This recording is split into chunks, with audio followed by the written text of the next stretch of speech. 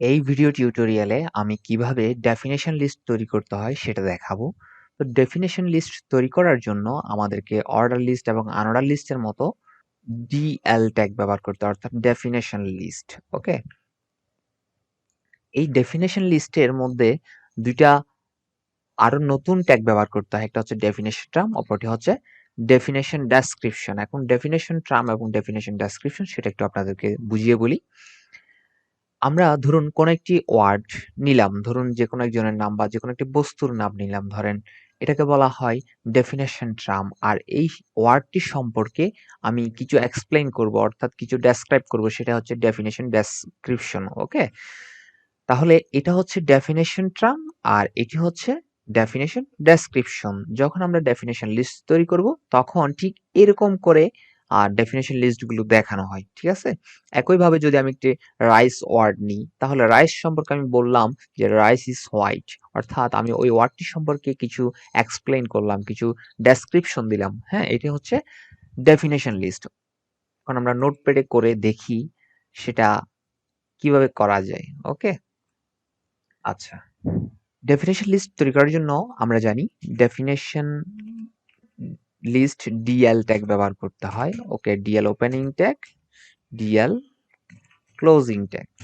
ওকে, এখন definition list তৈরি করার জন্য আমাদেরকে আরো দুইটা ট্যাগ ব্যবহার করতে হয়। একটা হচ্ছে ডেফিনেশন ট্রাম। ওকে, ডেফিনেশন ট্রাম ধরুন আমি রাইস দিলাম, এখন ডেফিনেশন ট্রাম আমি শেষ করব।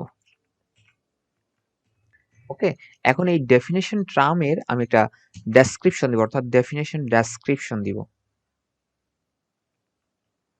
হ্যাঁ, ধরুন রাইস ইজ হোয়াইট। ওকে, তাহলে ডেফিনেশন ডেসক্রিপশন ট্যাগটি আমাকে ক্লোজ করতে হবে। এখন যদি আমি সেভ করে রিলোড করে দেখি আমার আউটপুটটা কি আসে। এই যে দেখতে পাচ্ছেন রাইস এবং রাইস ইজ হোয়াইট। একইভাবে যদি আমি আরো কয়েকটি লিখি, যেমন ধরুন definition term milk, definition term, হ্যাঁ, এটা একটি ডেফিনেশন ডেসক্রিপশন দিই, যেমন ধরুন milk is very hot, definition description closing tag. Okay, যদি সেভ করে আমি আবার রিলোড করি তাহলে দেখতে পাবেন milk is very hot.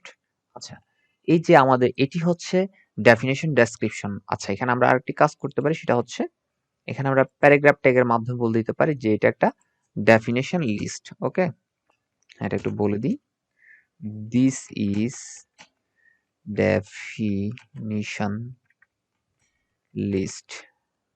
Okay, P closing tag. আচ্ছা, ওকে, দেখতে পাচ্ছেন দিস ইজ ডেফিনেশন লিস্ট। আমরা যদি চাই এই লেখাটির নিচে কি হবে, একটা আন্ডারলাইন ক্রিয়েট হবে বা হরিজন্টাল রুল ক্রিয়েট হবে। তো আমরা সেটা কিভাবে করতে পারি, আপনারা নিশ্চয়ই জানেন এখানে আন্ডারলাইন ট্যাগ ব্যবহার করতে হয়। ঠিক আছে, আন্ডারলাইন ট্যাগ ব্যবহার করার ফলে একটা টেক্সটের নিচে একটা আন্ডারলাইন ক্রিয়েট হবে।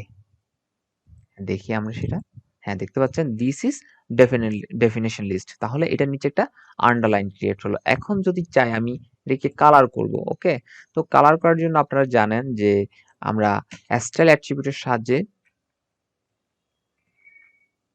করতে পারি, কালার করতে পারি, রাইট? ওকে, তো কালার প্রপার্টি ব্যবহার করি, কালার ধরুন রেড। ওকে, কালার রেড। এখন যদি আমি এটিকে সেভ করে রিলোড করি, দেখি আমাদের আউটপুটটা কি আসে। হ্যাঁ, দিস ইজ ডেফিনেশন লিস্ট, এটি একটি খুব সুন্দর কালার দেখাচ্ছে। হ্যাঁ, এভাবে আমরা ডেফিনেশন লিস্টগুলো ক্রিয়েট করতে পারি। তো আশা করি আপনারা ডেফিনেশন লিস্ট কিভাবে ক্রিয়েট করতে হয় খুব ভালোভাবে বুঝতে পেরেছেন। এই ভিডিও টিউটোরিয়ালটি এই পর্যন্তই। সকলে ভালো থাকবেন, সুস্থ থাকবেন। যদি আমার এই ভিডিওটি ভালো লাগে তাহলে আমার চ্যানেলটিকে সাবস্ক্রাইব করবেন এবং আপনার বন্ধুদের সাথে শেয়ার করবেন।